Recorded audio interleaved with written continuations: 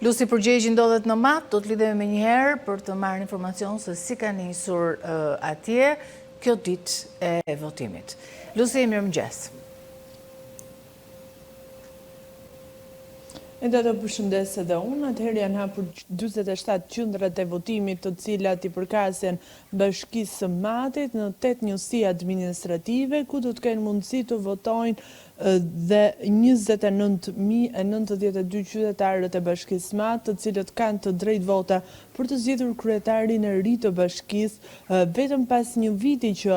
kanë zhvilluar zgjedhjet për bashkinë, duke qenë se kandidati i cili fitoi zgjedhjet në 2023 u bë pjesë e procesit zgjedhor për të zgjedhur si deputet dhe më pas dhaj dhe dorëheqjen, duke qenë se arriti të fitonte dhe të thyente edhe hersin, duke u bërë kështu deputet i Kuvendit të Shqipërisë, zotja Grënd Malaj. Ndërsa ditën e sotme, qytetarët e Matit do të kenë mundësi të zgjedhin mes 3 kandidatëve, duke nisur nga Altin Bojni, i cili është kandidati zyrtar i Partisë Socialiste, më pas nga Suzana Pashaj, e cila është shpallur kandidate e pavarur, më herët ajo ka qenë pjesë e forumit të gruas së Partisë Socialiste dhe po ashtu kandidat tjetër i pavarur, i mbështetur nga opozita, është edhe Eduard Bilali, i cili do të kandidojë i pavarur, por opozita ka vendosur që të jetë ai kandidati të cilin do të supportojnë në këto zgjedhje, që më pas do të mund,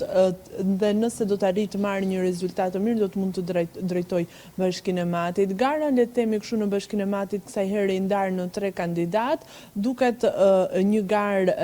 dhe me më shumë mundësi zgjedhje për sa i përket qytetarëve të Matit, të cilët kanë nisur votimin në qendrat e votimit që prej orës 7 të mëngjesit dhe do të përfundojnë deri në orën 18, ku do të përfundojë edhe i gjithë procesi i votimit. Më pas të gjitha kutitë që janë shpërndarë në qendrat e votimit dhe që janë ruajtur gjatë gjithë natës nga forcat e policisë, të cilët më pas i kanë dorëzuar ato pranë komisioneve qendrore ditën e sotme për të zhvilluar procesin e votimit, do të mblidhen sërish dhe do dërgohen në KZ-n qendrore, ku më pas do të nis edhe numërimi për të kuptuar edhe rezultatet e këtyre zgjedhjeve. A kemi një orar, Lusi, se kur do të votojnë secili prej 3 kandidatëve dhe në cilat KZ? Po, atëherë kemi një orar se kur do të votojnë edhe kandidatët, sa i përket të gjithë procesit të ditës së sotme, rreth orës 8:30 pritet që të votojë edhe kandidati i Partisë, pritet që të votojë kandidati i Partisë Socialiste Altin Bojni, i cili voton në lagjen e re, në qendrën e votimit 930, ndërsa kandidati Altin ndërsa kandidatët i Partisë Demokratike, zoti Eduard Bilali, kandidati i pavarur, i cili edhe mbështetet nga opozita, pritet që të votojë rreth orës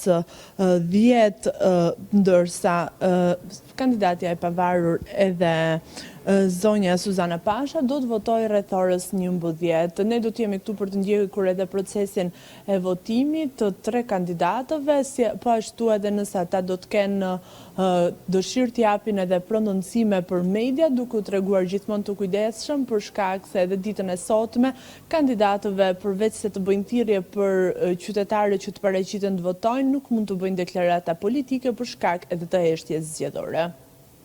Faleminderit, Lusi, ne do të lidhemi sërish për gjatë ditës së sotme për ta ndjekur në dinamik këtë proces. Të uroj ditë të mbarë.